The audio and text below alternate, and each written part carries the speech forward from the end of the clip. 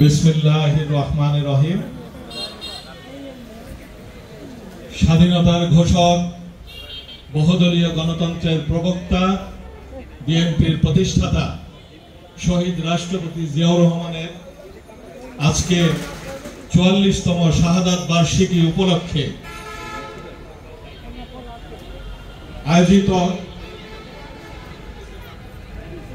Arafat Rahman cocoa যুব ও ক্রীড়া সংসদ কেন্দ্রীয় কমিটির সাংগঠনিক সম্পাদক, আমার অত্যন্ত স্নেহের ঘনিষ্ঠ ছোট ভাই, সাবেক ছাত্র নেতা, সাবেক যুব নেতা জনাব আজকের সভার সভাপতি জনাব আল শাহরিয়ার নাদিম, উপস্থিত আছেন সাভার পৌরসভা বিএনপি সাবেক আইন বিষয়ক সম্পাদক, ঢাকা মেট্রোপলিটন স্পেশাল আদালতের এপিপি, বিএনপি নেতা জনাব অ্যাডভোকেট আনোয়ার হোসেন, উপস্থিত আছেন সাভার পৌরসভা যুবদলের সাবেক সিনিয়র যুগ্ম সাধারণ সম্পাদক জনাব সোবাহান মিয়া, উপস্থিত আছেন ঢাকা জেলা ওলামা দলের সংগ্রামী সভাপতি আহ্বায়ক এইচ.এম. মাসুদ রানা, উপস্থিত আছেন ঢাকা জেলা ছাত্র দলের সাবেক যুগ্ম সাধারণ সম্পাদক, সাভার বিশ্ববিদ্যালয় কলেজ ছাত্র দলের সাবেক সভাপতি ইমদাদুল হক বাবু, উপস্থিত আছেন সাভার বিশ্ববিদ্যালয় কলেজের ছাত্র দলের আরেক নেতা, বর্তমানে যিনি ঢাকা জেলা উত্তর ছাত্র দলের সংগ্রামী সিনিয়র যুগ্ম সাধারণ সম্পাদক, রাজপথের পরীক্ষিত ত্যাগী ছাত্র নেতা জনাব রাকিব খন্দকার, উপস্থিত আছেন ঢাকা জেলা উলামা দলের সংগ্রামী সদস্য সচিব রবিউল আওয়াল, উপস্থিত আছেন সাভার বিশ্ববিদ্যালয় কলেজ ছাত্র দলের সংগ্রামী সিনিয়র সহসভাপতি হাসিবুর রহমান পিয়াস, সাভার পৌর ছাত্র দলের সভাপতি প্রার্থী ছাত্র নেতা শহীদুল ইসলাম সোহাগ সহ উপস্থিত বিএনপি, যুবদল, ছাত্র দলের বিভিন্ন পর্যায়ের নেতৃবৃন্দ, আমার সামনে উপস্থিত এই অত্র এলাকার ব্যাংক টাউনের শ্রদ্ধেয় মুরব্বিয়ানগণ, মা বোনেরা, সকলকে জানাই আমি আমার ব্যক্তিগত পক্ষ থেকে সালাম, সংগ্রামী শুভেচ্ছা। আসসালামু আলাইকুম। আপনারা জানেন গত 17 বছর স্বৈরাচার খুনি শেখ হাসিনা বাংলাদেশের ক্ষমতা দখল করে রেখেছিল। এই 17 বছর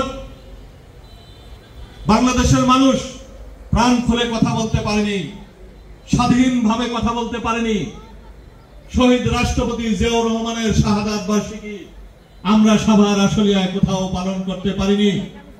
আগের দিন রাতে পুলিশ দিয়ে হয়রানি করা হতো, মঞ্চ ভাঙচুর করা হতো, দেখছি হাঁড়িপাতিল রান্নার সরঞ্জাম নিয়ে যাওয়া হতো, গ্রেফতার করা হতো, নির্যাতন করা হতো। এই সাভারে আশুলিয়ায় আওয়ামী লীগের লাঠিয়াল বাহিনীরা এবং প্রশাসন দিয়ে এই নির্যাতন বিগত দিনে চালিয়েছে।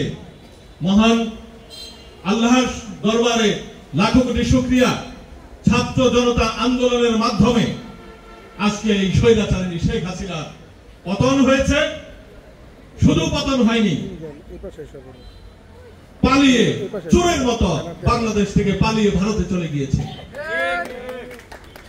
এই যে শেখ হাসিনার আওয়ামী লীগের নির্যাতন, বাংলাদেশের মানুষকে ভোটাধিকার থেকে বঞ্চিত করা, 17 বছর মানুষকে ভোট দেওয়ার স্বাধীনতা ছিল না, ভোট দিতে পারেনি।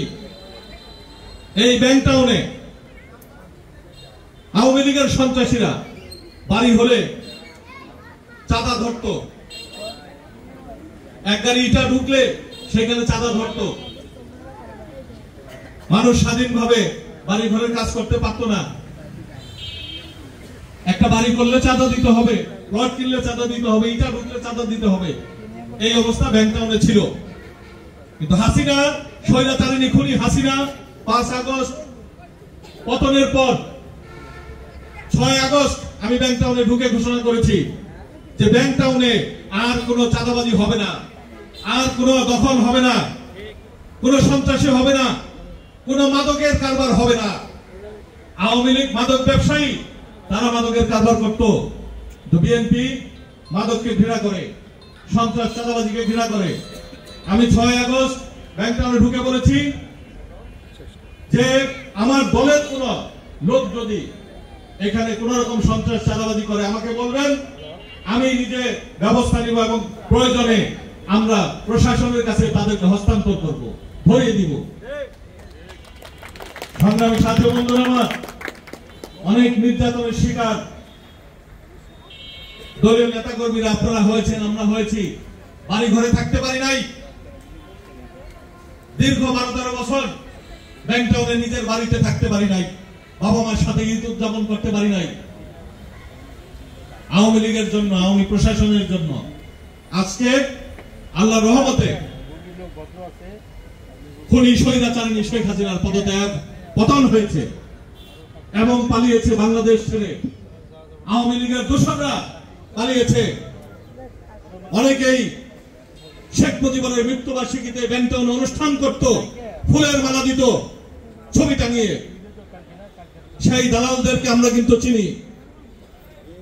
আমরা চুপচাপ আছি।